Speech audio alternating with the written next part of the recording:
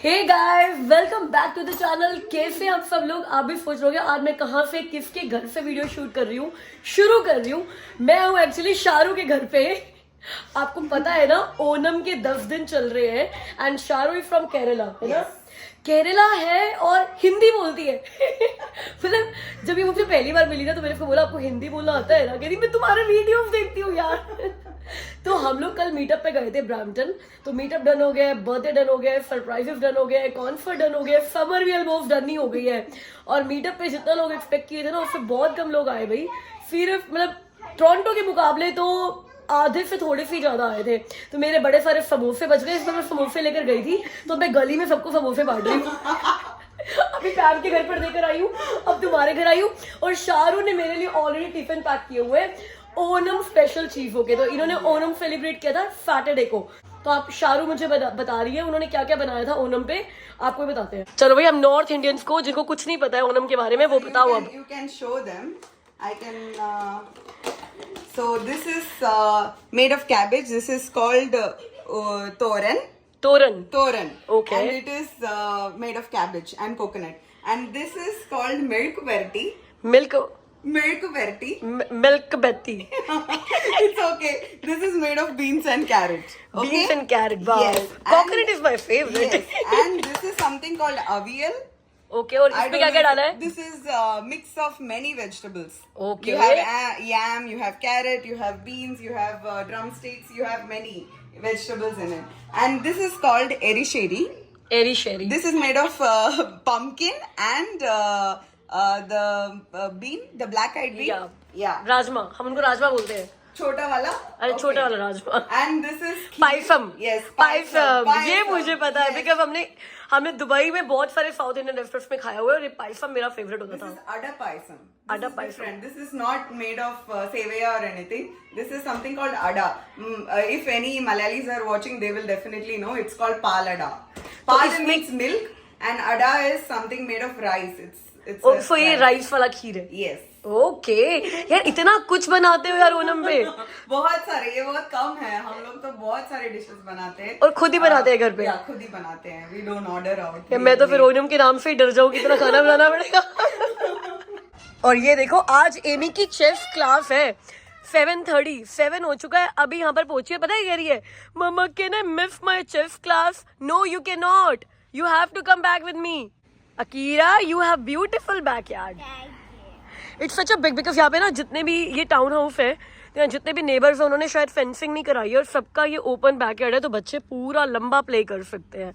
ये सही बात है यार, क्योंकि टाउन हाउस में वैसे छोटे छोटे बैकयार्ड होते हैं, तो अगर ये सारे नेबर्स अगर अपनी फेंसिंग ना कराएं तो पूरा प्लेग्राउंड ही बन जाए नेबर्स के लिए। आप लोग क्या प्ले कर रहे हो? भाई एक डिश रह गई थी हमारी। This is called beetroot pachadi. Beetroot pachadi. Yeah, beetroot beetroot and खिचड़ी का yogurt. Pachadi. Pachadi. But- Beetroot, yogurt and coconut. कितने घंटे लगाया उस दिन कुकिंग करने में? 2.5 hours. 2.5 hours में सब कुछ बन गया? Yeah. मतलब एक्सपर्ट हो तुम कुकिंग करने में। हम लोग रोज रोज बनाते तो नहीं, बट एटलीस्ट फॉर और वो व्हाइट वाला गोल्डन वाला साड़ी भी पहना। yes. लेकिन रतीश ने वो लुंगी नहीं पहना। पहना था। अच्छा, लुंगी पहना था। यस। ये देखो भाई, ओनम के लिए इन्होंने ये रंगोली भी बना रखी है, कितनी ब्यूटीफुल सी। ओ थोड़ा सा तो बिगड़ जाएगा, बट हमें पता चल रहा है कैसे बनाया था। हाँ ठीक है, पेटल्स भी थोड़े वो हो रहे, ड्राई हो रहे हैं, बट ब्यूटीफुल। नहीं, एक्चुअली हम तो बहुत ऐसे बड़ा वाला ऐसे लगाते हैं। We didn't get any flowers, so we had to do some jugaad. They're dill leaves. They're not. These not grass, right? Yeah. Good morning guys, welcome back to the channel. Guys आज है राखी, तो इसीलिए मैं बिल्कुल भाइयों जैसा बना हुआ हूँ। तो मेरे सारे प्यारे भाइयों बहनों सबको राखी की बहुत बहुत बहुत बधाई। अभी मैं वेट कर रहा हूँ एक कॉल का, एक बहुत ही ज़रूरी कॉल आने वाली है, उसकी मैं वेट कर रहा हूँ और उसी के लिए मैं तैयार होकर बैठा हूँ। अब ऐसी तैयारी करूंगा तो डेफिनेटली वो कॉल किससे आने वाली है। इंडिया में, दुबई में मेरे जो ब्रदर सिस्टर्स हैं, और यूएसए में अब साक्षी भी वहाँ पे चली गई है, वैसे तो अभी कनाडा में ही है वो। तो अभी हम सारे इकट्ठा होने वाले हैं एक वीडियो कॉल पे और पुरानी बातें करेंगे और राखी बांधेंगे एक दूसरे को। वर्चुअल राखी सेलिब्रेशन होने वाला है आज। पर उससे पहले जल्दी से पूजा कर लेते हैं। चाय अभी बनानी नहीं है क्योंकि हमारे यहाँ एक रिचुअल होता है कि राखी बांधने के बाद ही हम कुछ खाते पीते हैं। तो अभी तो कॉल का ही वेट करना है, एक बार राखी बन जाए उसके बाद चाय बनाएंगे। वैसे आज मैं घर से ही काम कर रहा हूँ, तो आज मैं सारा दिन घर पे ही हूँ।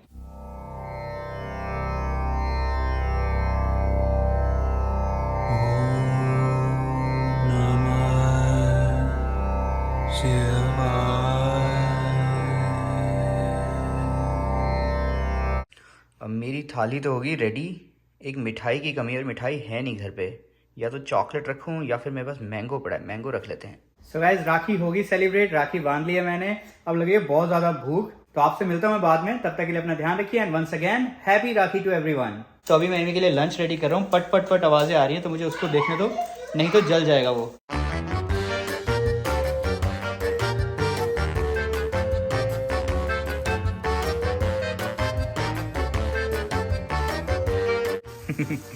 ये ऐसे हाफ फ्राई मैं बनाता हूँ ना, मैं हमेशा ऐसे 5-6 अंडों के इकट्ठे बना देता हूँ। इसको उतारना बड़ा मुश्किल हो जाता है।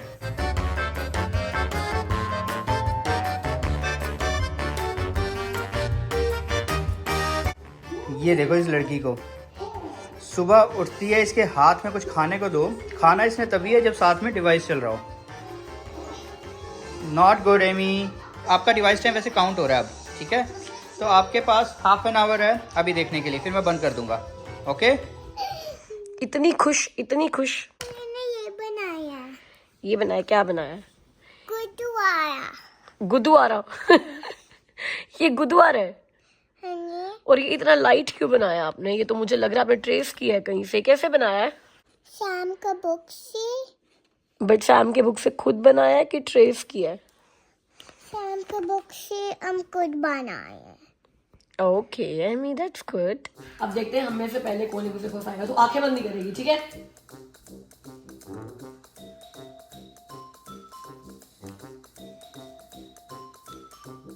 तू भी तो कुछ करना मेरे को हंसाने के लिए।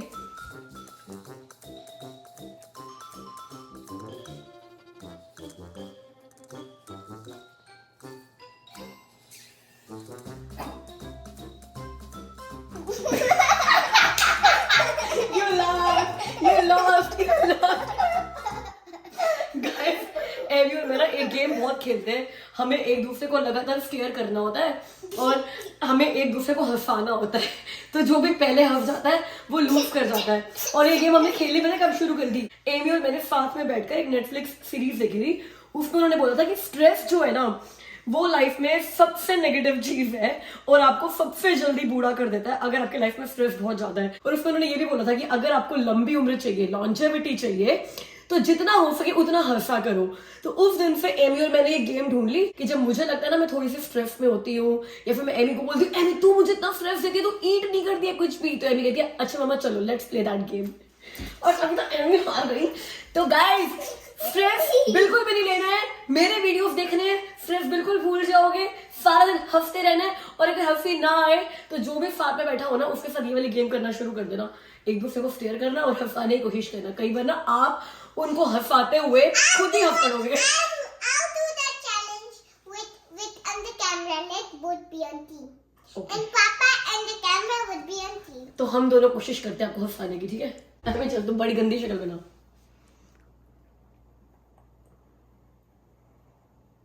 ये तो ना मैं अपने भाई के साथ बचपन से करती आ रही हूँ।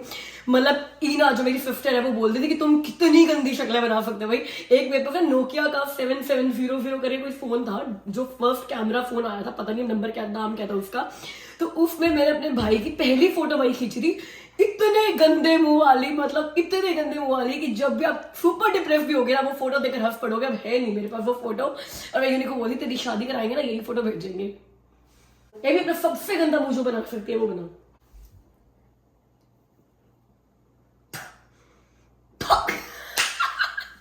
मेरी राखी दिखा पहले, कौन सी बांधी है मेरी राखी? कितने साल हो गए हमें आपस में राखी बनाए हुए? सोच, अगर आंसर गलत निकला तो देख लियो बहुत ही मारूंगी। 12 साल मेरी शादी को नहीं हुए। झूठ, गलत। अब मैं नहीं आ रही इंडिया, वरना आ भी रही थी नवंबर में।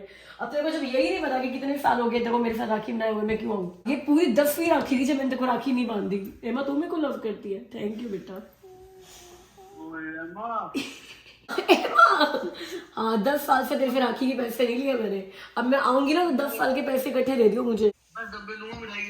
10 डब्बे खाने पड़ेंगे, 10 डब्बे मिठाई के तेरे को मैं तो दे दूंगी तेरे को। हे गाइस, हैप्पी राखी उन सबको जो मना रहे हैं भाइयों के साथ, जो मना रहे हैं बहनों के साथ और जो मना रहे हैं ऐसे virtually. Meet my brother unique. हाँ, इसका नाम ना यूनिक है। इसका एक्चुअली भी नाम यूनिक है। इसका नाम यूनिक नहीं है, इसका नाम यूनिक है। इसका ना एक इंटरव्यू वाला किस्सा सुनाती हूँ मैं आपको। बहुत ही पहले ये एक बार एक इंटरव्यू पे गया, उससे 10 साल पहले की बात होगी, गुड़गांव में केएमसी में। तो उस बंदे ने पूछा इंटरव्यू का पहला question, okay what is your name? मैंने कहा my name is unique. That's fine but what is your name? My name is unique Bhava. तो कहते अच्छा आपका नाम ही यूनिक है। हम लोगों को राखी मनाए हुए ना आपस में इकट्ठे 10 साल हो चुके हैं, पूरे 10 साल। ऐसा नहीं हम 10 साल से मिले नहीं है, लेकिन मैं कभी राखी में इंडिया नहीं रही पिछले 10 साल में। आई लव यू भाई। ऐसा है मैं सारे फेस्टिवल्स कनाडा में मना लेती हूँ, और मैं उल्टा सबको ये बोलती हूँ कि इंडिया में तो क्या फेस्टिवल्स का रंग होता होगा जो कनाडा में हमारे फेस्टिवल्स का रंग होता है। The way we celebrate are Diwali, Dandiya, Karwa Chauth. But ये फेस्टिवल है राखी, मेरा भी कोई भाई नहीं है तो ये एक फेस्टिवल है जो मैं मना नहीं सकती। हाँ, गुड्डू दी के साथ तो मनाते हैं, बट मेनली इट्स भाई और बहन का फेस्टिवल, राइट? तो अमित और गुड्डू दी मनाते हैं, मैं और अभिषेक तो साइड में हो जाते हैं बस उनके साथ ही।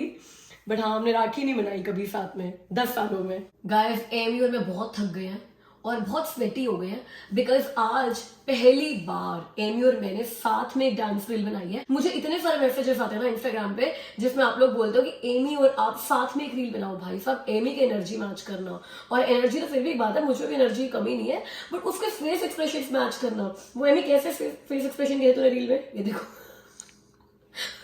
ये फेस एक्सप्रेशन मैच करना और साथ में कोऑर्डिनेटेड रील बनाना बड़ा मुश्किल था।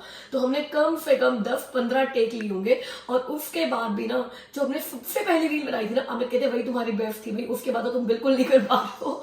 तो 15 बार रील बनाकर हमने जो पहली रील बनाई थी वही मैंने इंस्टाग्राम पे पोस्ट कर दिया, आप देख सकते हो, एमी और मेरी साथ में पहली रील। चलो अब बात करते हैं मेन बात पे। तो आज मैं क्वेश्चन ले रही हूँ गुरप्रीत सिंह जी का। उन्होंने मुझसे उसी दिन क्वेश्चन पूछ लिया था जब मैंने आपको बोला था कि क्वेश्चन आंसर राउंड के लिए क्वेश्चन भेजो।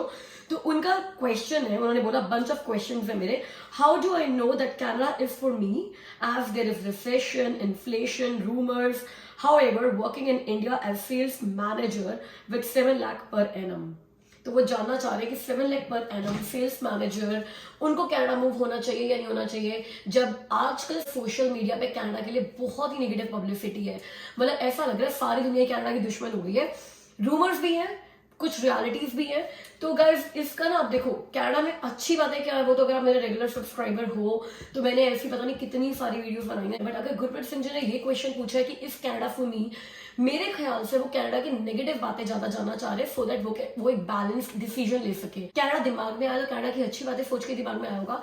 तो मैं गुरप्रीत सिंह जी को ये बताना चाहूंगी किन किन सर्कमस्टांसेस में उनको कनाडा में मूव नहीं होना चाहिए। अब देखो, 7 लाख पर एनम मीन्स 60,000 एक काइंड ऑफ रफली मंथली सैलरी होगी। 60,000 मंथली सैलरी में टैक्सेस की बात करके डाके, अगर टैक्सेस करते हैं तो हाथ में कितना आता होगा। अब इंडिया भी यार कोई सस्ता नहीं रहा है। मैं आज से 2 साल पहले इंडिया गई थी और इंडिया में शॉपिंग करना मेरे लिए एक्चुअली में एक स्ट्रगल हो गया था। मैं ये बोल रही हूँ कि इंडिया भी इतना सस्ता नहीं है। तो आप ये देखो कि आपके इंडिया में खर्चे क्या क्या है। अगर आप इंडिया में मॉर्गेज भर रहे हो तो फिर तो यार मेरे को लगता है इंडिया में भी बंदा 50-60 हजार रुपए में एक एवरेज जिंदगी जी रहा होगा। लेकिन अगर मॉर्गेज नहीं है, माँ बाप का घर है, माँ बाप साथ में रहते हैं, मल्टीपल लोग हैं घर में कमाने वाले, तो मेरे ख्याल से एक डिसेंट जिंदगी जी रहे होंगे। अब कनाडा में क्यों नहीं आना चाहिए, या कनाडा में अगर आप आओगे तो इनिशियल स्ट्रगल तो होगा ही होगा।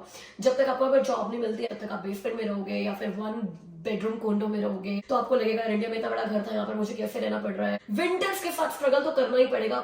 Winters is not for everyone. जैसे मैं जब अपनी सिस्टर को बोलती हूँ ना कभी कनाडा मुझे विजिट भी कर ले, हर बार मुझे ये बोलती है इतनी विंटर में कौन आएगा यार, क्योंकि कई लोग की ना कुछ मेडिकल कंडीशंस होती है जो विंटर में ट्रिगर हो जाती है। कई लोगों को विंटर बीमार कर देती है। तो भाई यहाँ पर जैसे हमारे इंडिया में ना हम ये बोलते हैं 2 ही मौसम है, गर्मी और सर्दी। नवंबर आता है तो हमारे लिए नवंबर से लेकर फरवरी तक सर्दी चलती है। यहाँ पे वो नवंबर दिसंबर वाली सर्दी ना अगले महीने से ही शुरू हो जाएगी। तो अगर आपको वो नवंबर दिसंबर वाली सर्दी लगती है तो भाई वो मौसम तो यहाँ पर 8 महीने ही रहने वाला है।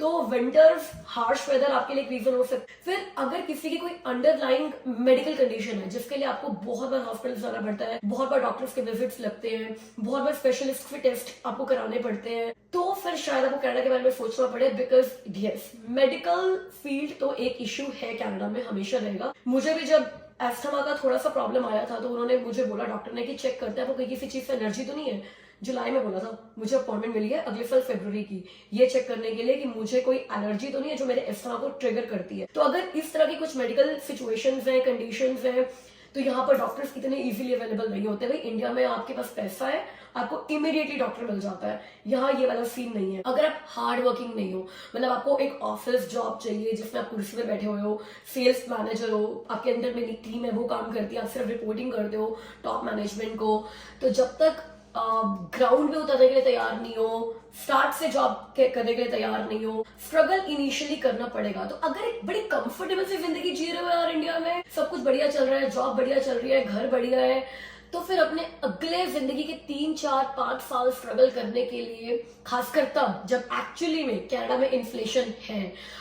जब हम एज न्यू इमिग्रेंट्स कनाडा में आए थे ना, आज से 5 साल पहले, तो हम जितना रेंट पे करते थे और हम जितना ग्रोसरी का पे करते थे, आज के न्यू इमिग्रेंट्स उतना पे नहीं कर रहे हैं। उससे मेरे ख्याल से कम 1.5 टाइम्स पे कर रहे हैं। ग्रोसरी के बिल तो मैं कह रही हूँ डबल हो चुके हैं जब हम कनाडा में आए थे, उससे अगर मैं कंपेयर करूँ तो। और रेंट्स भी बहुत ज्यादा बढ़ चुके हैं, चाहे आप बेसमेंट रेंट पर लो, चाहे 1 बेडरूम या 2 बेडरूम कॉन्डो रेंट पे लो, रेंटल इतने महंगे हो गए बिकॉज प्रॉपर्टी के रेट्स बढ़ गए हैं, मॉर्गेज के इंटरेस्ट रेट बढ़ गए हैं। तो भाई जिनके वो घर है उन्होंने भी तो अपनी मॉर्गेजेस निकालनी है ना। अगर आप बहुत सारी सेविंग्स लेकर इस टाइम इंडिया से नहीं आ रहे हो, अगर आप ये सोच कर नहीं आ रहे कि मैं कनाडा में 2-3 साल जम के स्ट्रगल करूंगा, 12-12, 13-13 घंटे की जॉब कर लूंगा सर्वाइव करने के लिए, लग्जरी के लिए नहीं, then Canada might not be for you. लेकिन अगर आप एक लॉन्गर पिक्चर देख रहे हो कि यार मैं स्ट्रगल करूंगा मगर मेरे बच्चे ऐश करेंगे, जो अमित और मैंने सोचा था, मैंने ये सोचा था कि हम एक लॉन्गर पिक्चर देखकर चल रहे हैं कि आज से 5 साल के बाद हम कनाडा में कहाँ होंगे। तो आज 5 साल हुए तो हमें लगता है कि यार ठीक डिसीजन था। शुरू के 2-3 साल का जो स्ट्रगल था, जो बहुत किया हम लोगों ने,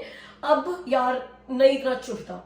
तो अगर 2-3 साल रेडी हो स्ट्रगल करने के लिए, अपने अगली जिंदगी 5 साल बाद की जिंदगी अच्छी करने के लिए, कम टू कनाडा।